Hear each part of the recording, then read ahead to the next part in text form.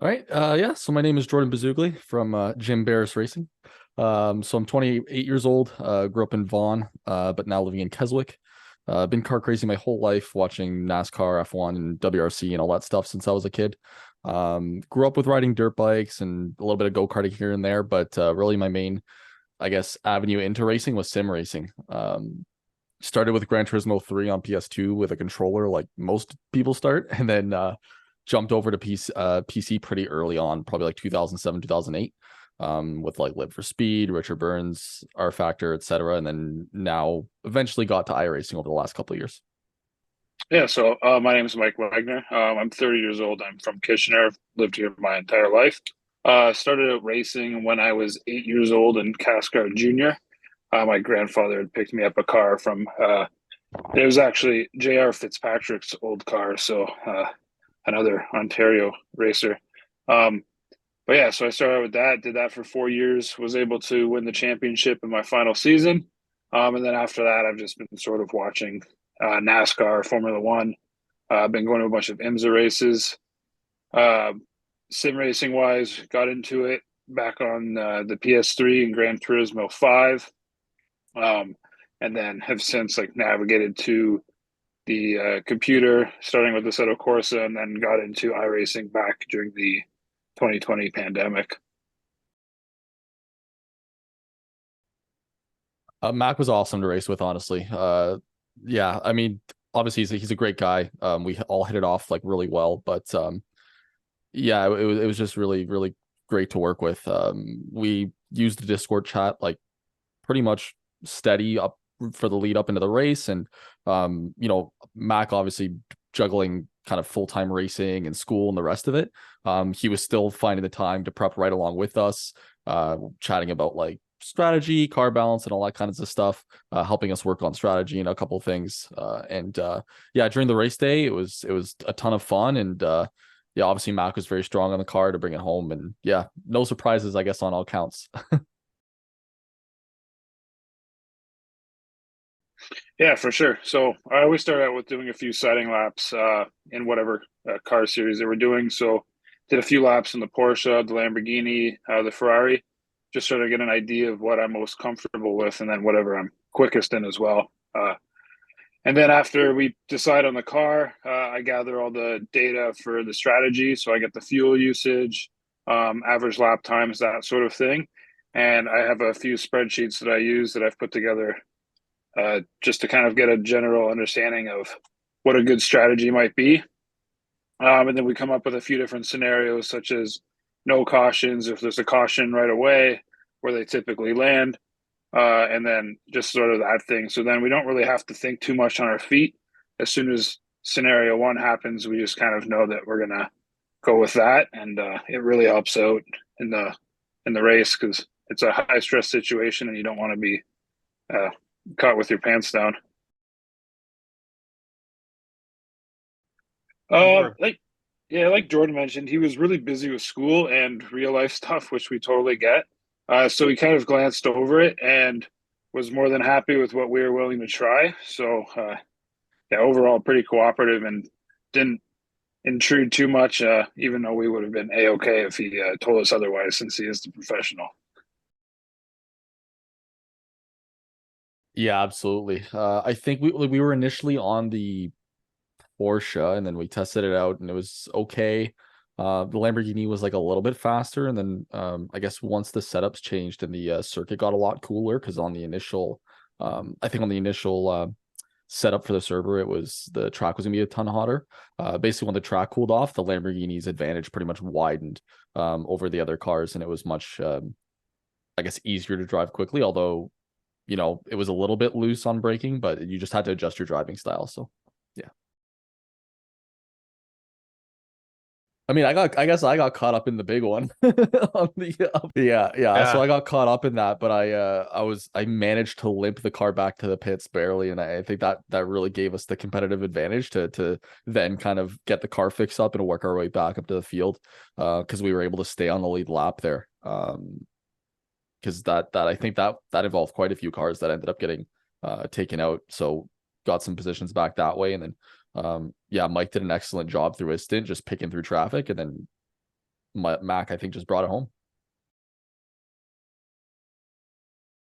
Yeah, I think so. Just between all the correspondence, and I know he was doing a lot of practice on his own time whenever it fit his schedule. And then he did join for a couple online sessions together, which is really nice being able to follow your pro around the track and you sort of pick up a few tips and tricks. And he can kind of coach you along, see where you're losing time. So that was a big help. Yeah, I think we've probably learned more than like just on our own than from both Mac and then also Jonathan last year. Just having that voice in your ear, kind of saying like, "Hey, like you should try this," and then just all the encouragement that they're giving you, it really gives you the confidence to pick up a few seconds here and there. Yeah, like for myself, I can jump in as well, and yeah, like during the race, especially like not just in practice in terms of driving the car, but just during the race, you get that valuable racecraft advice that you get from pros that, even let's say being a faster amateur where you're really focusing on kind of like your lap times and that kind of grind, I guess, that we're all familiar with in sim racing. It's always refreshing to get that, like Mike said, that voice in your ear, especially when you're in a race and you're door to door with other cars. You get that little bit of, hey, I know you're trying to chase this car down, but hey, try this, like stay back a little bit and, focus on your exit, and like you can get them. And you get those little kind of nuggets of racecraft that isn't necessarily conducive to, let's say, being fast in the car, but more like, I guess, optimizing for certain situations on track. That's like really valuable advice from the pros.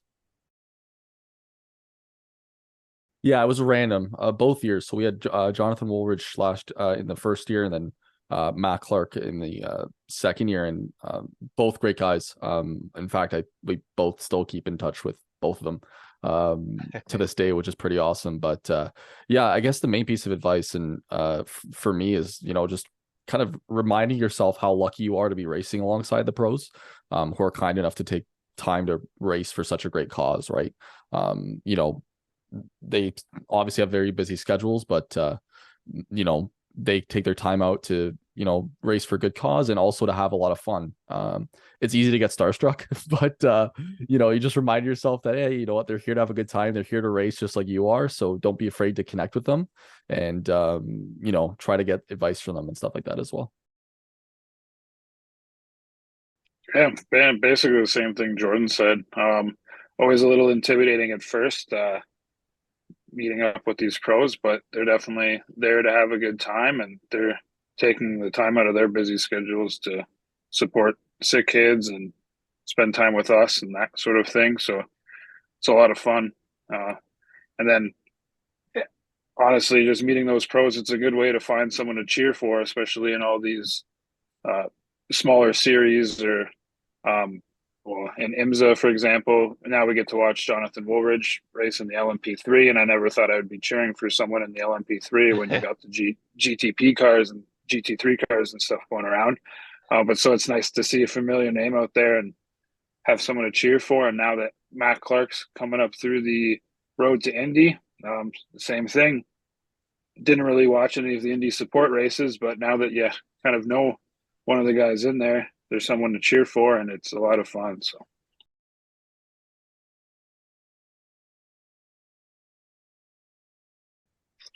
are you fully set on the GT4 cars? Because I'm not a huge fan of them, and I think it'd be a lot more fun if we did something like multi-class and get a few more winners in there. But I guess I'll support them any way I can.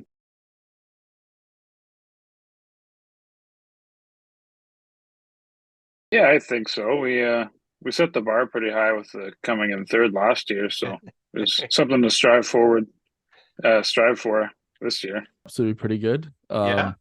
Yeah, no, like Mike, I'm not the biggest GT4 fan, and I feel like multi-class would be cool. Maybe I guess it will be next year because, obviously with a charity event, it would be cool to have kind of multiple classes and multiple winners. If we just kind of like, you get the people just pick their class and whatever, and I'm sure we would probably get an even field because I'm sure people want a pretty good chance at a podium, right? So, that would be cool. But regardless, I mean, simulating that, I guess, almost full 24 hours of conditions within that couple hours should be pretty interesting.